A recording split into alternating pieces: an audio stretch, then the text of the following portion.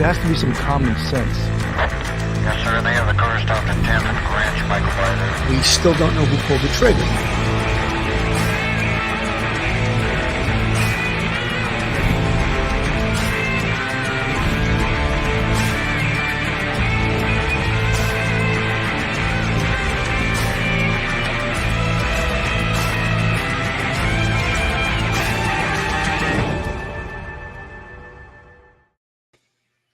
Hello, everyone, and welcome to Police Off the Cuff, Real Crime Stories. I'm your host, Bill Cannon, retired NYPD Sergeant out of Manhattan North Homicide Squad. And with me tonight, straight out of Brooklyn, I got my phone on, straight out of Brooklyn, Phil Grimaldi, retired NYPD detective. Phil, this case has been, I'm not going to say baffling, I'm going to say more like challenging. I think that the public and the press and everyone gets spoiled in regards to they want an immediate arrest in this, and it's not going to happen. We would all love that. We would all love an immediate arrest because this is a heinous case. College campus, 4 young kids, just outrageous. But it's more of a difficult case than, of course, first thought of. And the super sleuths on television and the broadcast media, they demand certain things.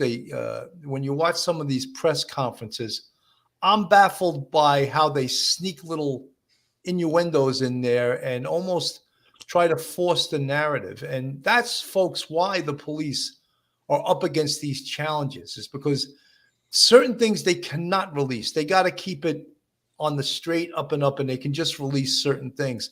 The press wants to create a narrative that will, of course, get them ratings, get them numbers, sell newspapers.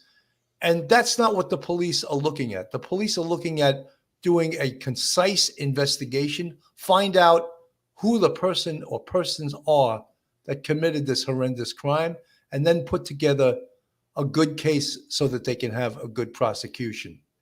Bill, I just want to go over a couple of quick things of facts that we know. Here's what we know. We know that residents of the home, the 4 victims that were killed, they were out till about 1 o'clock and 1:45 in the morning. They returned home to the house, to the location around that time. Then we believe the murders took place between 3 and 4 a.m. We don't know exactly how investigators came to that timeline, but that's what they've been reporting, that they believe it happened between 3 and 4 a.m.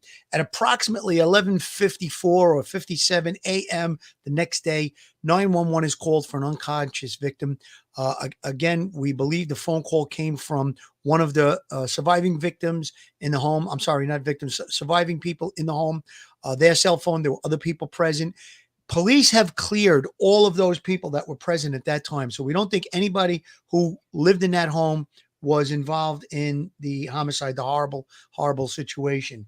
Now, we also know that from the crime scene that it was very bloody.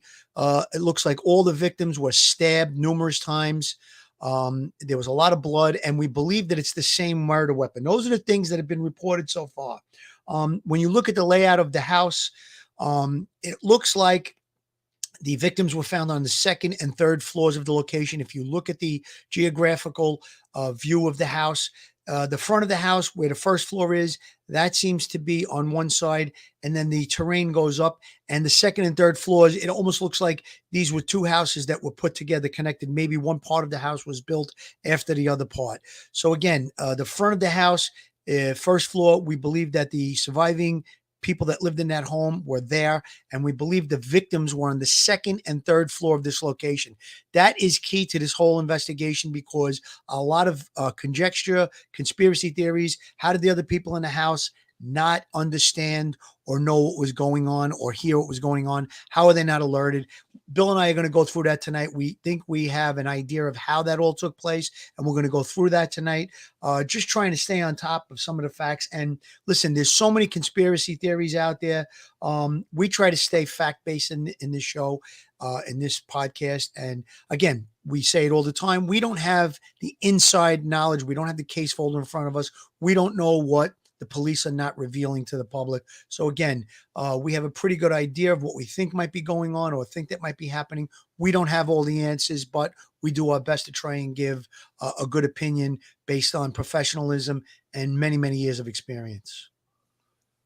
More than a week after 4 University of Idaho students were stabbed to death in a house near campus, the police chief leading the investigation, that's Chief Fry, said on Sunday that the police had not been able to answer many of the crime's most pressing questions, such as how the victims' roommates were not awakened during the overnight killings or where the killer might be now. This is according to the New York Times. The few details that have been uncovered have only deepened the mystery of a crime that has unnerved students and residents in the college town of Moscow, Idaho, and left victims' families trying to help piece together what happened. The coroner who conducted autopsies on the 4 friends said that they were most likely asleep at the time they were attacked in their beds. I'd just like to say something in regards to that. Coroners are elected officials. They don't conduct the autopsies. Pathologists conduct the autopsies, who are medical doctors. So right there, the coroner reports what the pathologist tells her, or in this case, of her, but she's not physically conducting the autopsies. Now, does the coroner, in fact, respond to the crime scene? Yes. In this case, she did respond to the crime scene. However, just make it clear that pathologists conduct the autopsies. And they're going to be the ones who report back to the coroner, yes, this is a big knife. That's been a bone of contention also. We hear that it's a K-bar knife. They refer to it as a Rambo knife. And that will be determined by the huge wounds left by this knife. And apparently in this, with the pathologist reporting this also, the main wounds were to the chest. So Phil, we've discussed this before. And when they talk about why was there no screaming, why was there no this, why was there no that, potentially a thrust with a knife that's 8 to 12 inches long, that could just be a kill shot first stab if it goes Absolutely. to the heart. And there's not going to be any screaming. I hate to be so graphic, but the pathologist can probably report that to the coroner. And multiple wounds, and there's signs of, on 1 or 2 of them, defensive wounds, which usually would be on the hands, blocking the blows, the stab wounds, and that, or an arm, putting an arm up in front of you. That would be defensive wounds. So again, the pathologist would be reporting that back to the coroner. These are all types of questions we have. And of course, with all of that and stabs to the chest and multiple stab wounds would create a large amount of blood.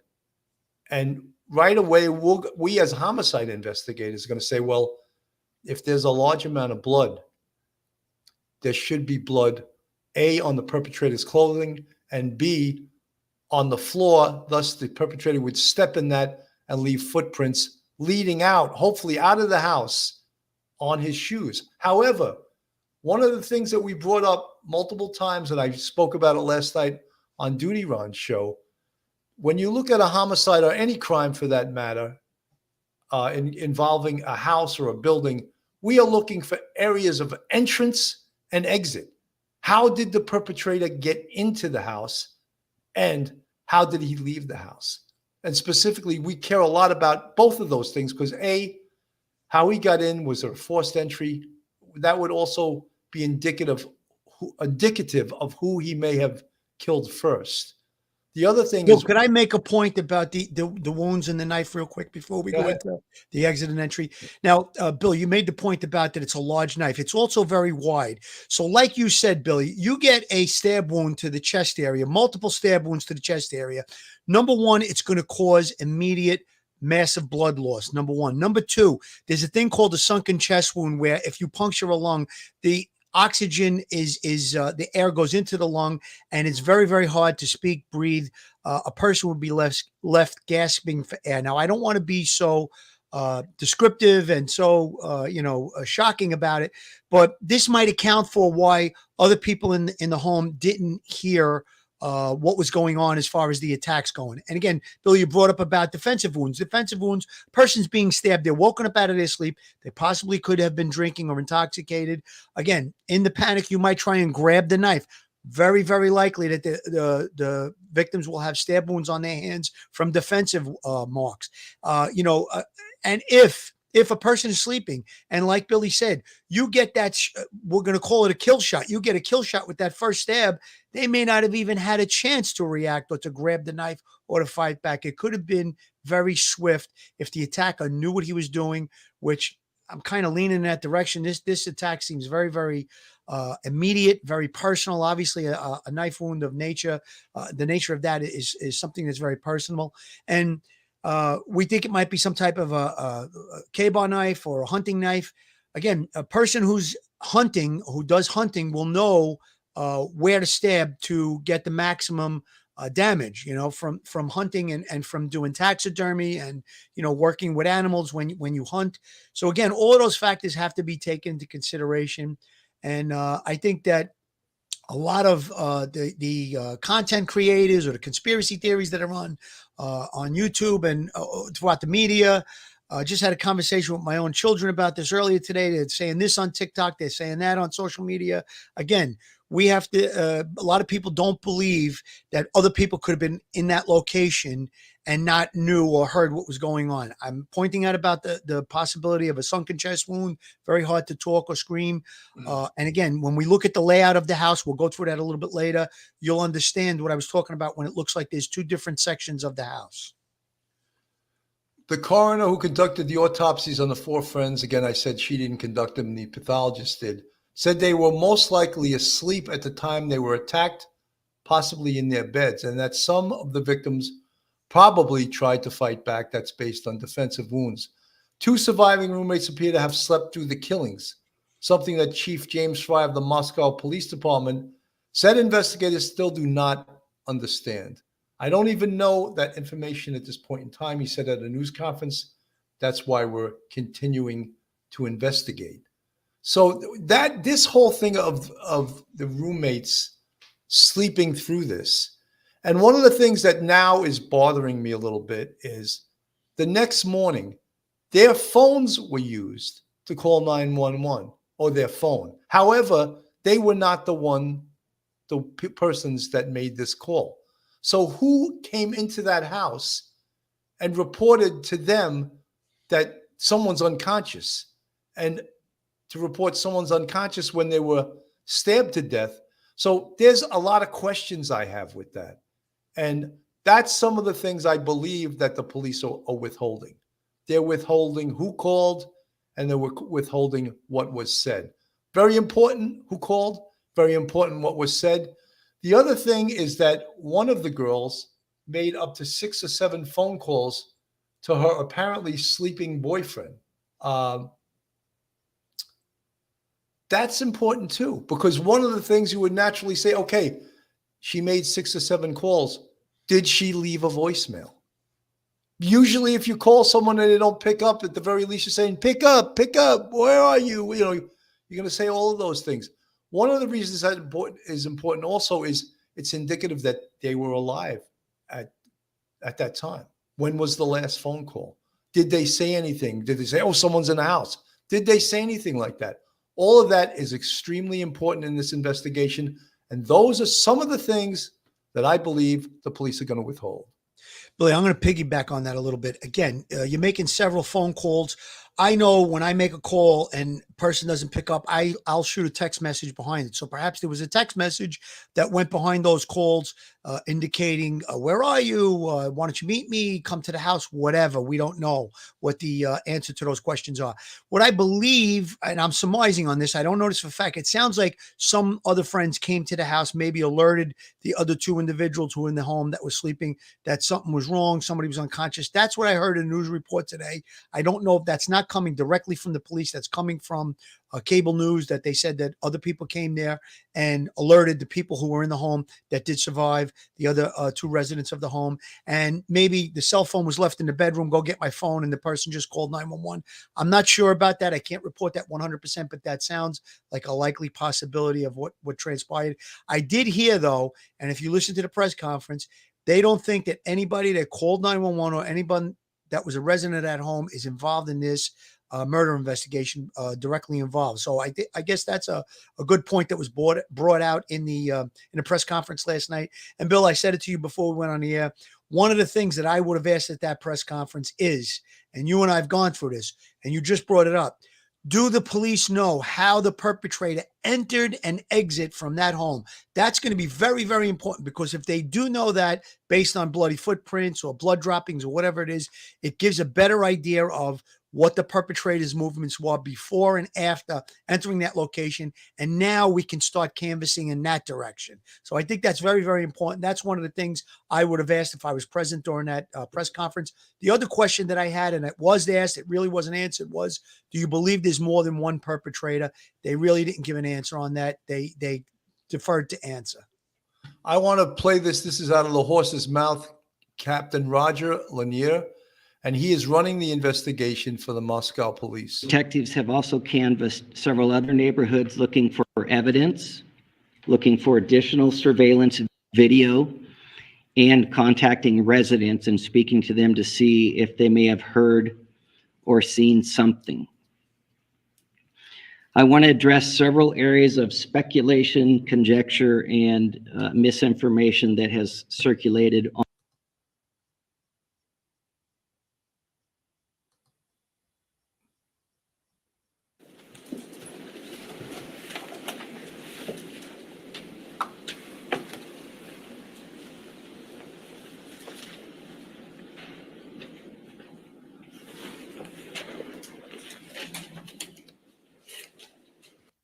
Folks, I apologize. I'm going to remove this one. It advanced inadvertently.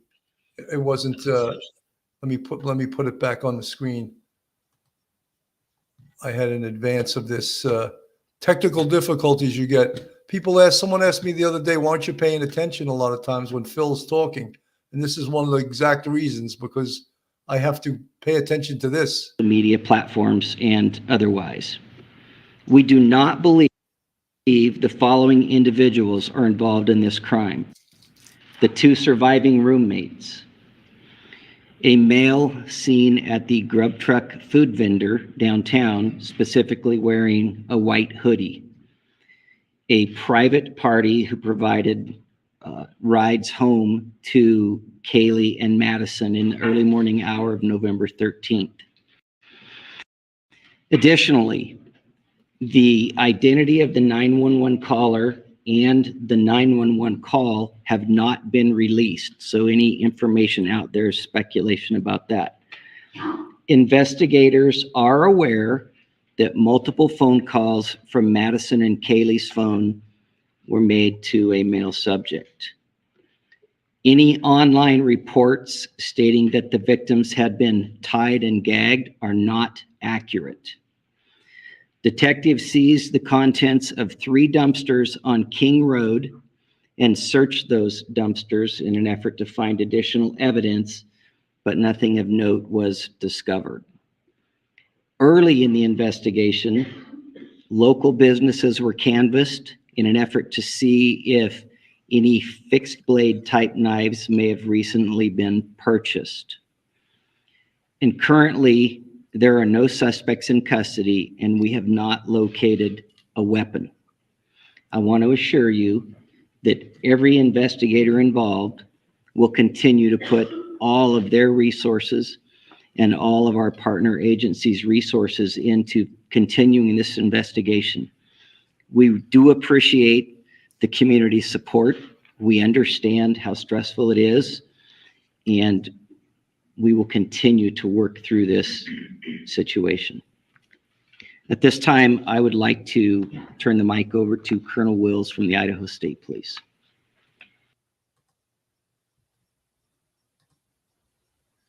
So, folks, a lot of answers to things there, and things that you know. Unfortunately, a lot of misinformation gets out there, especially when I mean this is a not just a national case. I guess you would call this an international case. There's so much media interested in this case. However, that also allows people, these talking heads. I've seen all different types of talking heads on all the media uh, that may or may not have the credentials to speak on this. There's one FBI agent that's a profiler that's been on a bunch of the stations, and um, I have a little some concerns about profiling. Period. And when they start making It's certainly not an exact science, that's for sure. no, and when they start making these predictions, oh, this happened and that happened, and you know, there was someone on CBS. I think I have it. I may have it somewhere.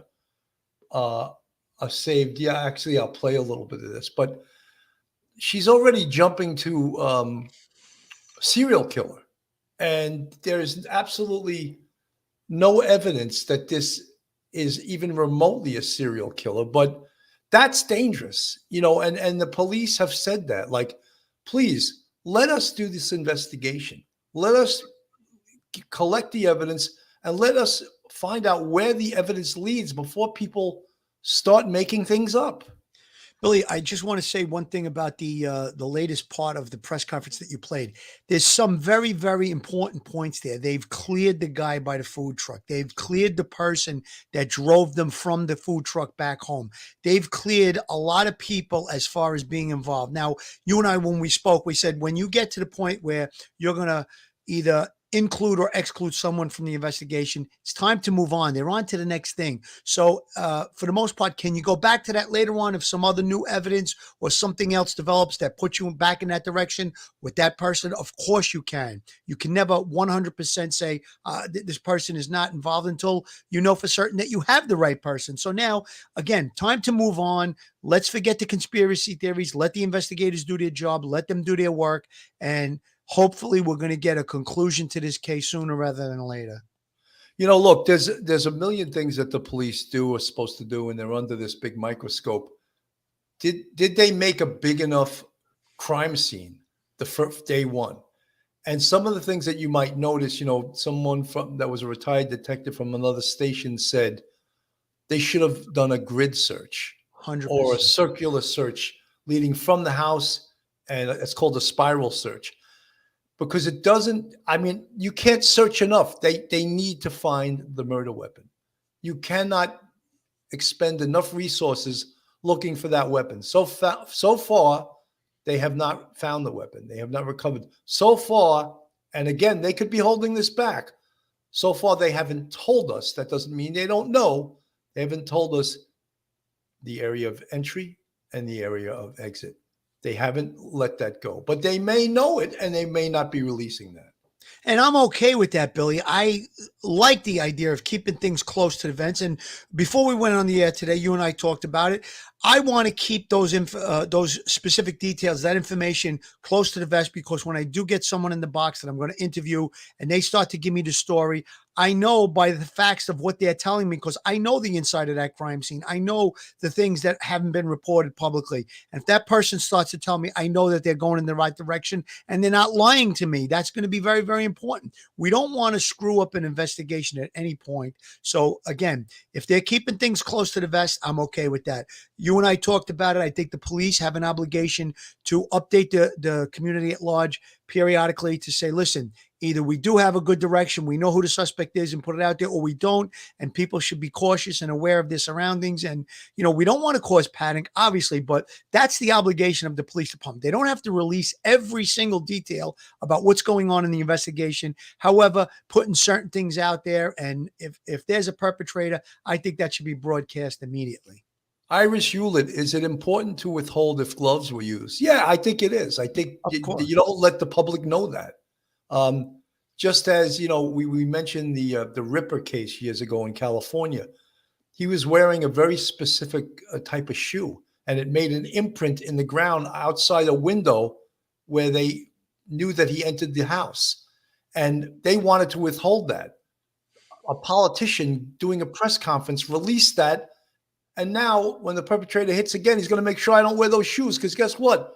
Who's ever did this or has done crimes like this watches the news. They watch what the police are saying. They may be watching what we're saying. Didn't the perpetrator in that case throw away the shoes? He got rid of the shoes in that? Yes, he did. He did. So there you go. That's why it's important.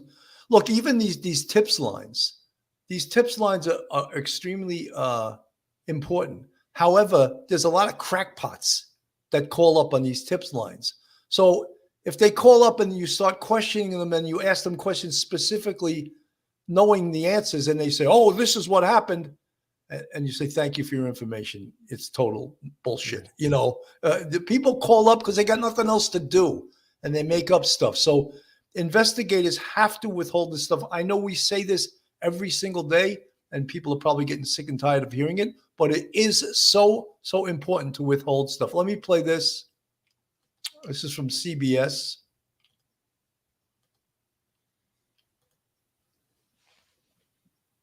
We want to dig deeper into these latest revelations with Casey Jordan, a criminologist, behavioral analyst, and professor at Western Connecticut State University. So, Casey, we got just a few tidbits from the investigators. Where's your mind on this right now? What do you think we're looking at here? Again, it's been more than a week, and what we learned from last night's press conference is there are still no suspects. They're working hard on it. They are looking at every single tip that's called in, but they have definitively ruled out the roommates who were not harmed, the guy who drove them home, a guy in a white hoodie picked up in the food truck video. And they're telling us who they don't think it is, but they don't seem to be any closer to who they think it is.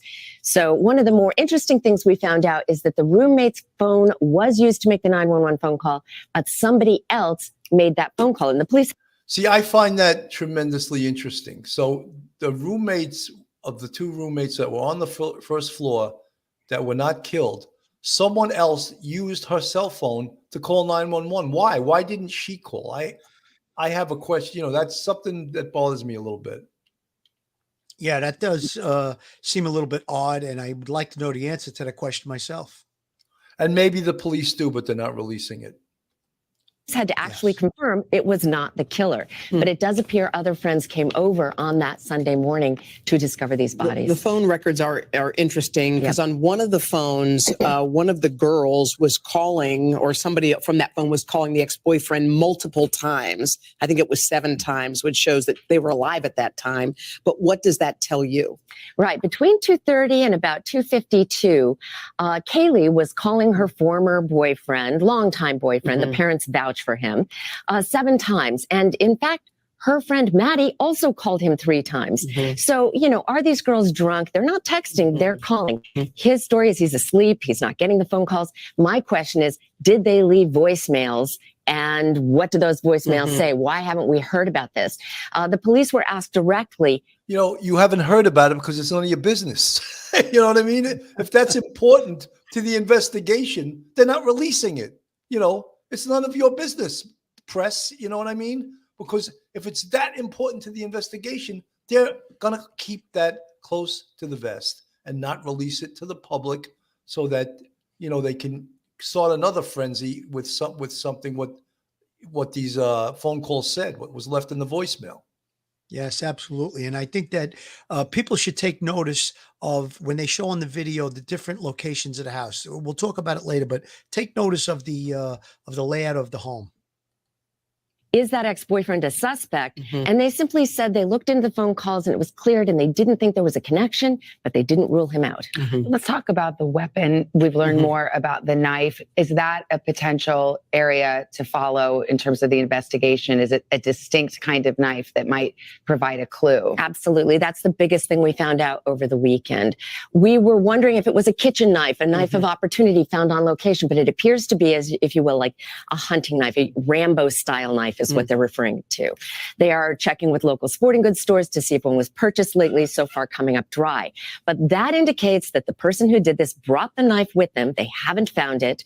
And the style of knife, again, reflects fantasy. This person has been thinking about doing a crime like this. They're interested in the process of stabbing. It's a very process-focused crime. And person who is obsessed with knives and bloodletting, this is the kind of person they are looking for. Somebody who may have tortured animals in the past, that's going to be on their suspect list.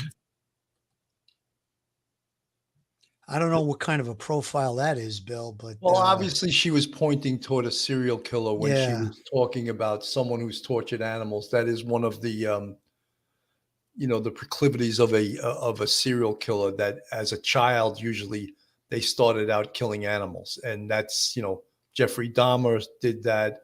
Other serial killers had that in their resume in Yes. their past. Someone in the chat just recently said, a former law enforcement officer said, sometimes we'd have someone that was a person of interest and we cleared them, but that doesn't mean that we can't bring them back later on. And we did. You're 100% Of right. course, of course. If you clear them now, that doesn't mean when you gather more evidence or the evidence gets processed, that maybe that person who you cleared at this juncture may now be a person of interest. I hate that expression, or possible a suspect. Absolutely, Billy. And, there's a lot of moving parts to this investigation at this point. But earlier today, I did what we as detectives would do from time to time. I spitballed with you. I spitballed with Duty Run. I called him. I had watched the show last night. I wanted to get a feel for where your head was at, where Duty Run's head was at. I even reached out to Ed Wallace, but he was busy doing some training. And at this point, when I was having dinner earlier, my kids asked me, what do I think? Who do I think is responsible? And I feel it's going to be someone from the local community. I don't think it's going to be another student. I think it's going to be someone local to the area that knew the terrain. Again, I talked about the real location of the house. Someone that's familiar with the area can come in from the woods. There's a parking lot. There's other residences there, but could come in and possibly get in through that sliding glass door. That doesn't look like there was any forced entry. Perhaps that door was left open. There's a lot of what ifs in there, but that's where my target is going as far as a perpetrator in this case. And again, because of the large knife, maybe a hunter. I know that there's a lot of hunters in that area. Duty Ron was talking about that with me earlier. So again, I think that's what it's going to be. Perhaps someone that was rebuffed by one of the females and was targeted. And Bill and I are both on the same page about this. We feel that maybe one or two of the individuals were targeted. However, the other were just collateral damage, so to speak. The perpetrator went into, to attack one, and during the attack, maybe the two people were together in a room, so killed those two. And then maybe the other two were collateral damage, whether they stumbled upon it, heard it, or he just went and heard them and didn't want to leave any witnesses. So, I mean, there's a lot of conjecture there, but I think that those aren't far-fetched ideas. Folks, this is Police Off the Cuff, real crime stories. If you like real crime from a police perspective, then you're in the right place.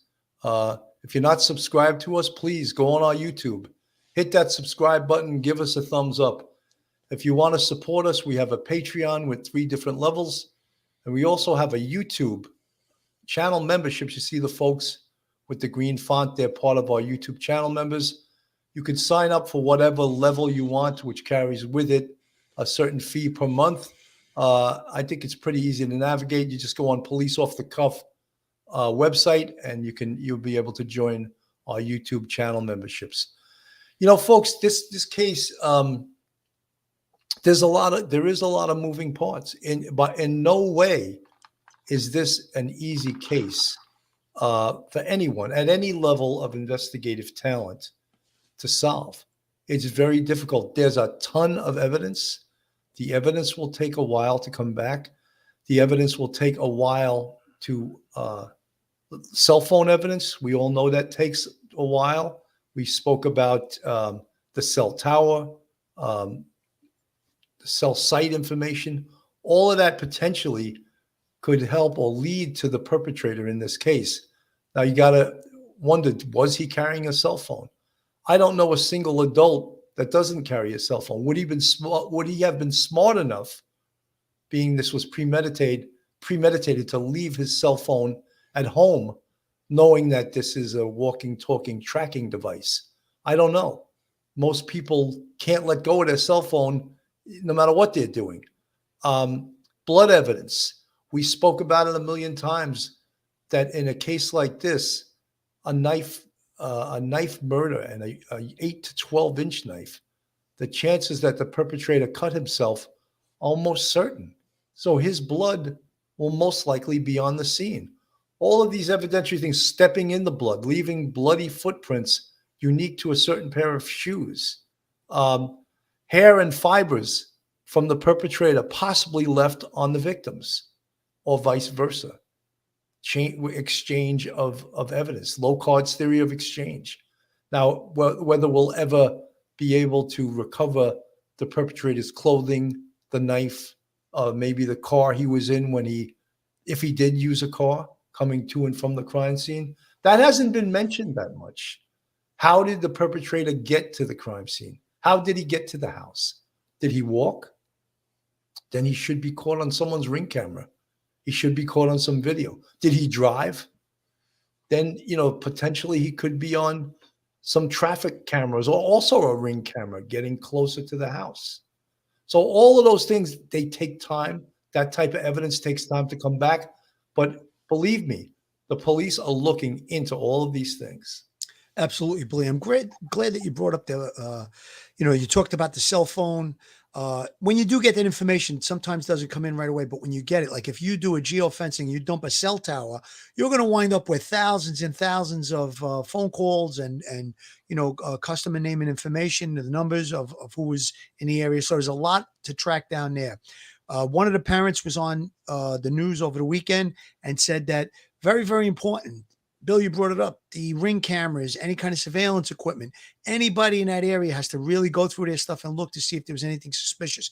It's 3 or 4 o'clock in the morning when we believe this thing took place. There's not going to be so many cars going by or people going by at that time of the night. So again, go through all of that.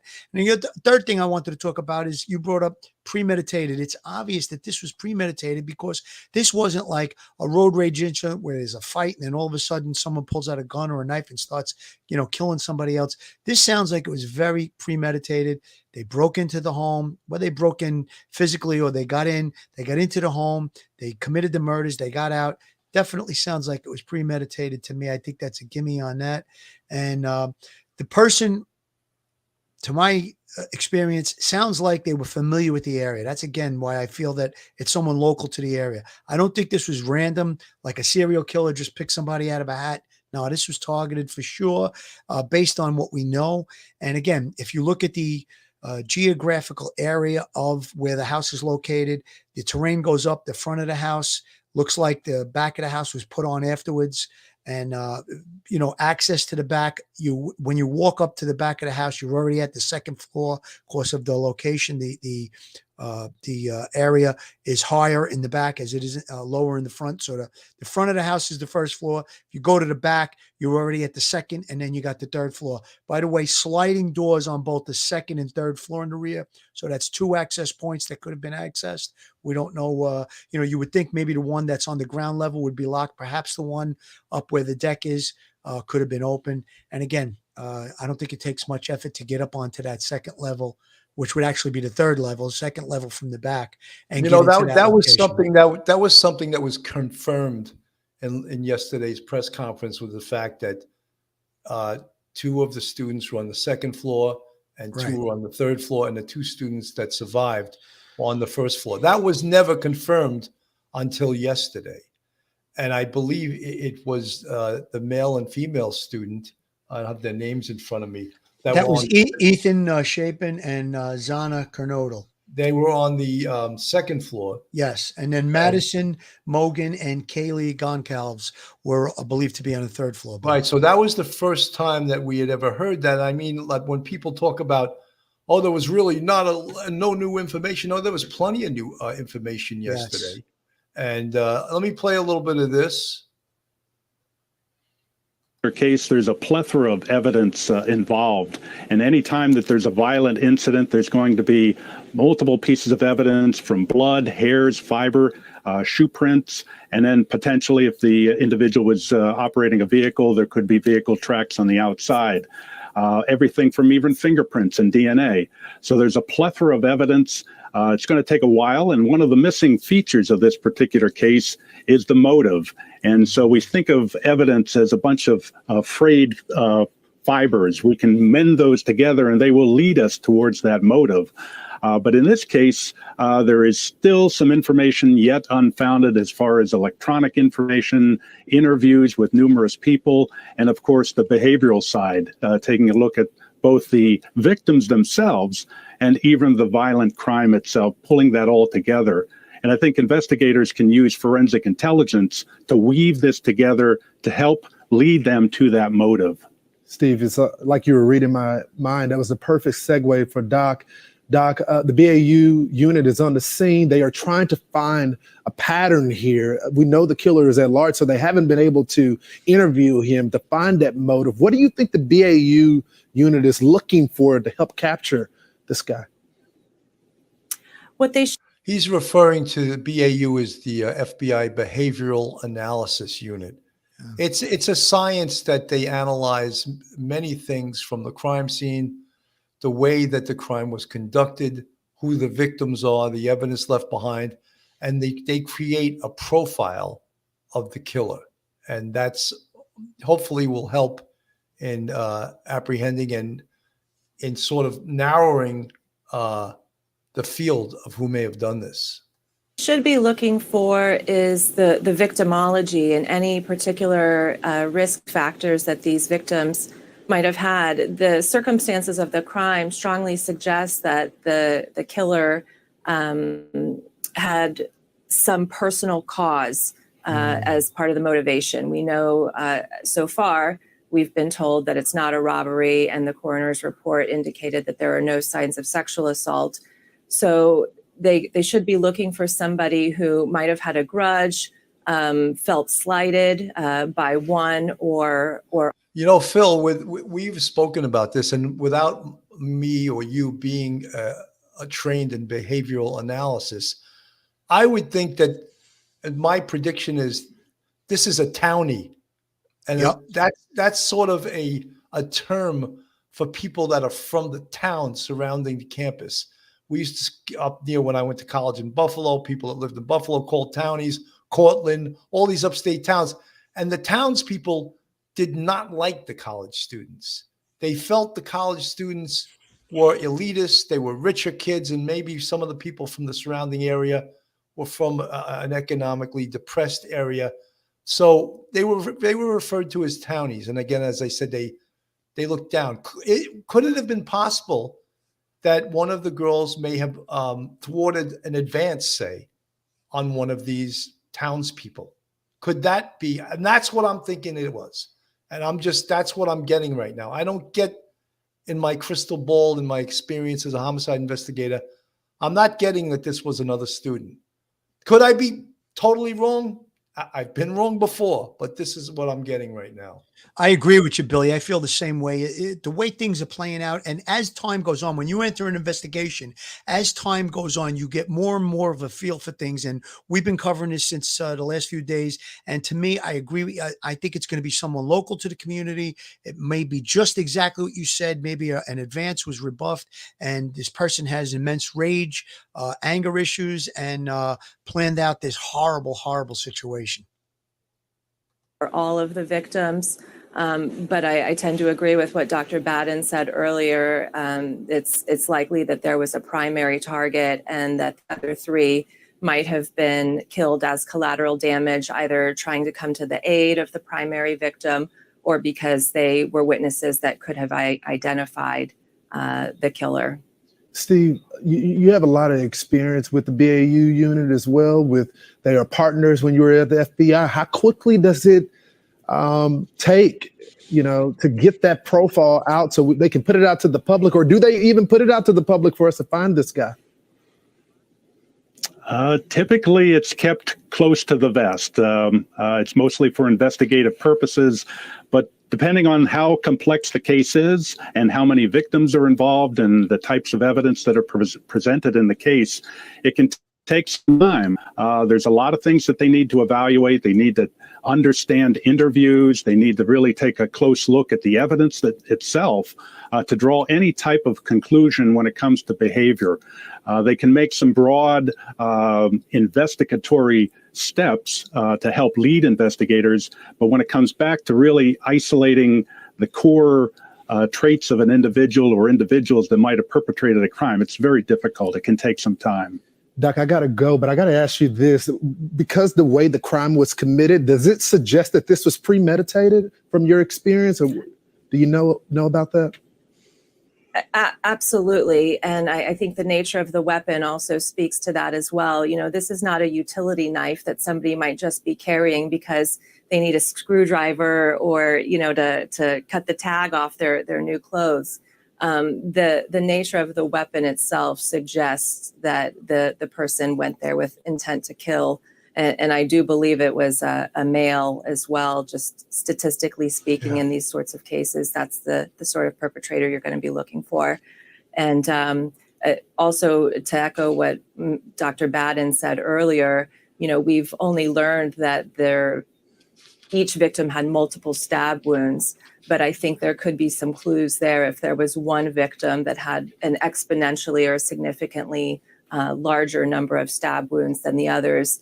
That suggests that the killer spent more time with that person and that person might have been the primary target, whereas the others might have just had to have been killed as collateral damage. Doc, so much resourceful information. Steve, thank you so much. You as well, sir. Thank you both. Hey, Sean Hannity.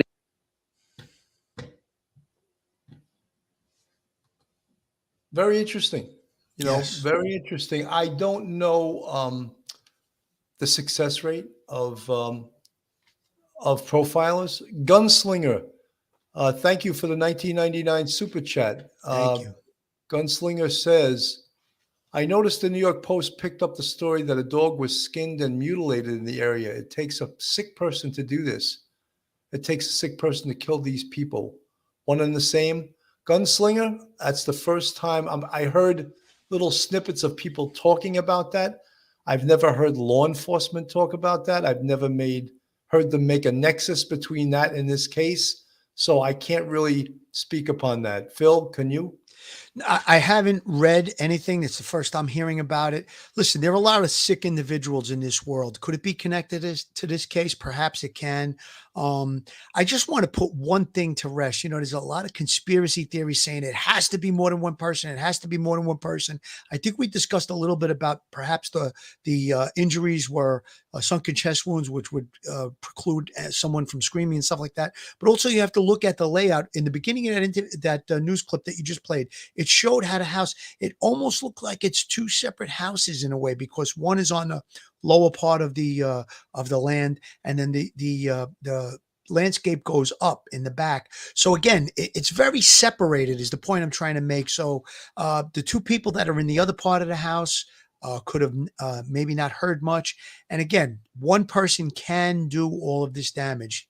It's possible there's more than one person involved. I think it's more likely it's just the one person. And to do like that doctor was talking about, the collateral damage, person's asleep, maybe intoxicated, very easy to overpower them. And once you get stabbed in the chest once with a knife like that, you're basically incapacitated. We know that there's numerous wounds. So again, I think it's possible, quite possible, for one person to have committed it. And again, for the other people not to hear about it. Those two things, I think we should put that to rest, that there's really no conspiracy theory there. You know, folks, one of the things also, I just talk about homicide investigation as a science. There's something called low, medium, and high risk of becoming a victim of a homicide.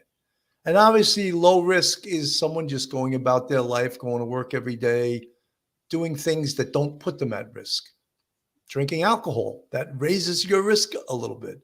Doing drugs, that raises your risk. Going out with prostitutes, that raises your risk. I'm just giving examples. I'm not saying this applies to any of this. You know, obviously, the highest risk people are people in the highest risk criminal professions, like drug dealers. They have a very good chance of not making it to their 23rd birthday if they stay in that profession, and other things put you in risk. Could something that one of the girls did have put her at this risk level and maybe interact with someone that she didn't know was a criminal like this, and maybe blew that person off, like did what he would have considered a disrespect, a diss. Maybe he got dissed. And people can get dissed and build things up in their mind to the point that they think they're more important, or that this person, she just disrespected me. I'm going to teach her a lesson. There's people that are of sick mind that would respond in this way. So that's, I'm just trying to explain what can put people in risk to become a victim. And in every other way, these students are low risk to be victims. And all students on a college campus are low risk. However, look, we're talking a week, 8 days, 9 days later of a quadruple homicide in which they don't even have a suspect right now. Absolutely, Billy. And again, this person, the perpetrator, could be obsessed with one of these victims, antisocial behavior, psychopathic behavior, maybe narcissistic, and now a rebuffed by a female really sets this person off and sets off the events that took place. Again, you don't know who we are walking amongst when you're in everyday life. You could be passing by a serial murderer or someone that has bad intentions and you don't know it. And again, it could have been a very casual thing, but that person on the other end of it took it as a serious, like Billy said, a serious diss, and hatch this plan to exact revenge, perhaps. Now, I mean, listen, we don't know who the perpetrator is at this point. These are just theories that we're putting out there. And again, I'm going to stay with, I really believe, and Billy said it, somebody from the town, somebody local. It's going to be a local individual who's the perpetrator. And I just hope, I think we may be in for a long investigation. I hope we're not. But it does seem like this might be a long road before we get a perpetrator identified and arrested.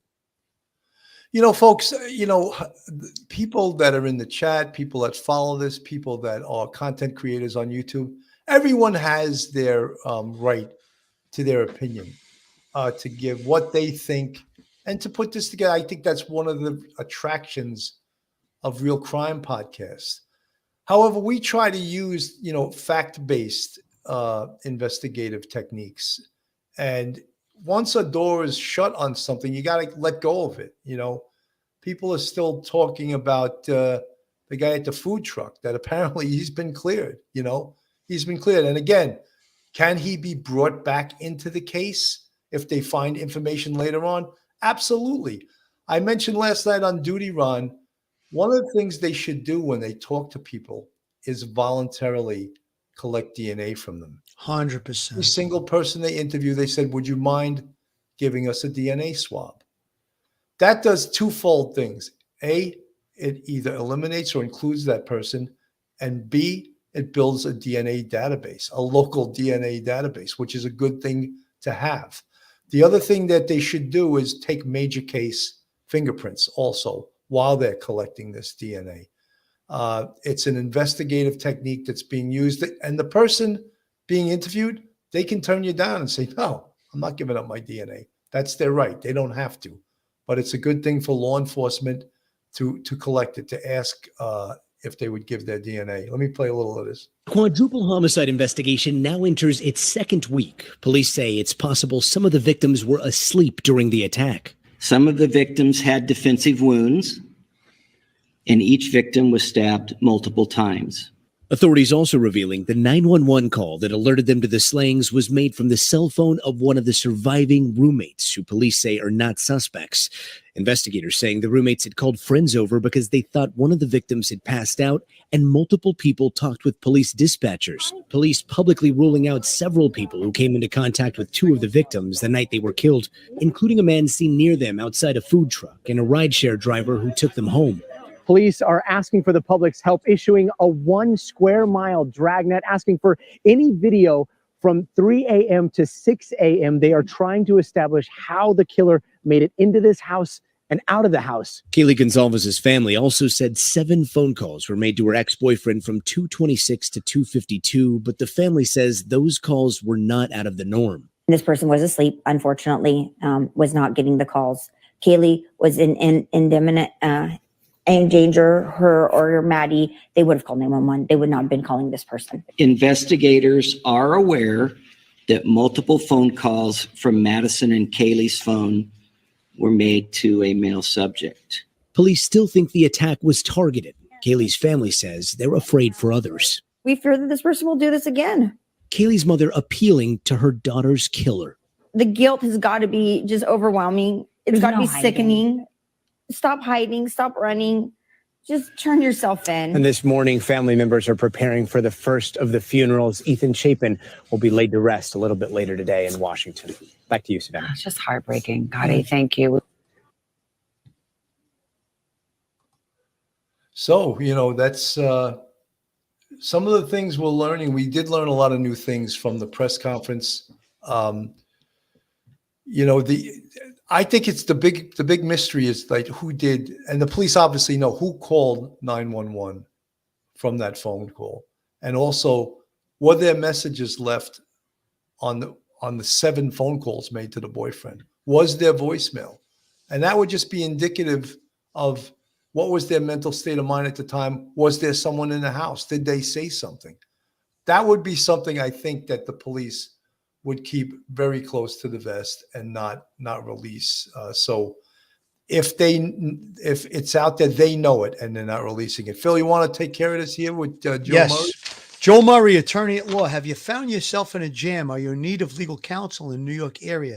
Do you need a victim's advocate? Well, Joe Murray is your man. He's not only an experienced trial attorney, he's also a retired 15-year member of the NYPD. He literally knows both sides of the fence. His website is jmurray-law.com. His telephone number is 646-838-1702, or you could email Joe at jmurray-law.com. Billy, I just wanted to make a quick comment about the 911 call. It sounds to me like, someone came into the home. They thought someone was unconscious. Perhaps at that point, they started to notice the other people, the blood. They went into to the 3rd floor and found the other victims. So again, the phone being passed around, so to speak, I don't think that's so unusual. I think that maybe it was a chaotic moment, panic, screaming maybe, and someone else grabbed the phone and said, listen, you better get here. There's other people, blah, blah, blah. Maybe a little bit expansion of what was going on regarding initially being maybe an unconscious person. And now the further investigation or further, looking through the home, they find these other victims. So that's probably what I think may have happened. I don't think it's like suspicious, so to speak, that the 911 call was made by several people got on the phone. I don't think it's so suspicious. And again, police have said that they've cleared anybody that was in that home or anybody related to the 911 call. And again, the Uber driver or whatever it was, the person that provided the lift, the person by the food truck. Real quick, the person by the food truck, all you'd have to do is find the guy, which I think it was pretty easy to find the guy. And you ask him, where were you? What did you do? Now, if you start to catch him in a lie, he possibly is involved. But if he has a solid alibi, and then you can check his cell phone, let's say, to see where his cell phone was located, or perhaps there's other people that he was with that you can, get their information. So they eliminated him pretty quickly, it seems like, maybe over a couple of days. But it's not that hard to do is the point. So I think eliminating him at this point, I don't think that's such a, everybody's stuck on, oh, he's involved. The police eliminated him. I think it was pretty easy to do that. So, again, could something pop up, tomorrow or right now and he's involved and he's the killer? Yeah, of course it could. But I think they're satisfied that he's not involved. So let's move on with that. No, he's absolutely cleared. Folks, what I think is one of the most important things, Full Circle of Florida, thank you for the $5 super chat. Very much appreciated. Thank you. What I think is so important is to ascertain the area of entry and exit. So important. Nothing more important at this point, I would say, Billy. That's really, and it's really hard to believe for me that there's no indicator of that. There's no blood on the exit of where the perpetrator left the house, and there's no evidence of where he came into the house. I'd like to know, what was the order of the murders? Was it second floor, third floor, second floor? I mean, all of those things are important. They're investigative checklist things that you really have to find out. How, and of course, how he got into the house. And I had mentioned early on other shows that we talk about geographical profiling. The chance that this guy's from the neighborhood is practically 100%, I think. He's from this area. He knows this house. He knows these kids. It's not like he came from across the country. He's from the Moscow area. And I agree with you, Billy. right there, it does narrow down the field, but it still doesn't make it easy. 2 quick points. One, entrance into the home. That's going to be important because if he entered through that third floor sliding glass door and then went down into the second floor, maybe heard noise or something like that, or did he enter through the second floor, the other sliding glass door that's at the ground level at the back of the house, and go in, hear something, and go up and kill the 2 people on the top floor? The other thing is, again, we think it's local. Maybe the police are doing background checks, or people who are on, recidivists, or anybody that had any kind of an arrest regarding a knife. There's so many things that they could be looking at. I really, really am focused on a local person being involved in this homicide. Absolutely. Quadruple homicide. Crime, cops, criminals, courts, victims. Wouldn't the police, as food truck guy, voluntarily for his shoes and clothes from that video that night? Yeah, it's probably a good idea. Yeah, it's a good idea. But I think what they would ask him for is his DNA and major case prints. So they might not ask him for, Depending on what he told him, Billy, too. If he told him, listen, I went to this location and perhaps there's a videotape that they could look at right away, and that kind of excludes him. If they know what happened between 3 and 4, and he could really solidly account for his whereabouts between 3 and 4 a.m., taking his clothing and stuff like that, I don't think is really relevant. You know what I mean? Depending on what his story was when they interviewed him, when they can, they can get his alibi and, either discredit it or say it's 100% solid. Then I think you might go, if it wasn't good, then maybe you go into, let's take his clothing. Obviously the DNA should be taken either way, but that's just a quick swab. Yeah, folks, and some folks in the chat were objecting to that. You take the DNA voluntarily. If someone objects to giving it, then you don't take it. If they give it up voluntarily, you take it. All it is a Q-tip swab of the interior of the mouth, the cheek cells, goes into a paper envelope, sealed, signed, boom, you got a DNA sample. So it's not intrusive. It's not like you're taking blood or anything like that. So that's collecting the DNA. And again, they would probably take major case prints. Look, that's one science that hasn't been mentioned much is fingerprints.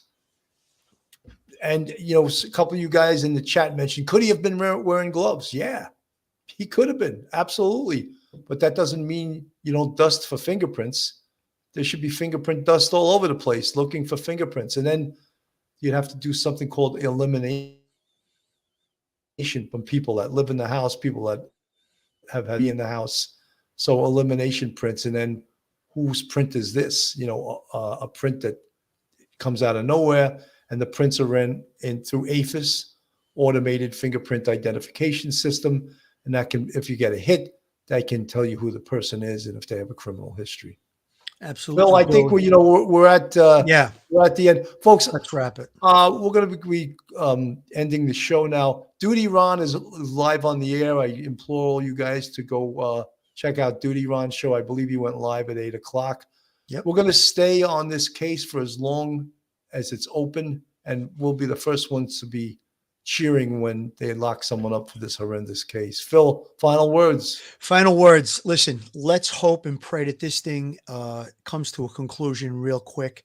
We're in Thanksgiving week. We all have a lot to be thankful for. Just keep these families in your hearts and in your prayers. These people are going through a horrendous situation. God bless the souls of these 4 college students that lost their lives. And let's hope for, like I said, a quick resolution and an arrest to bring this scumbag that did this to justice.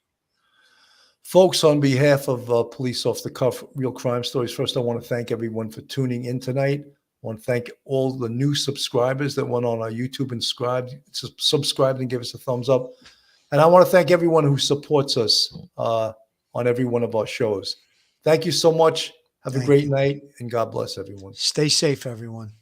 One episode just ain't enough.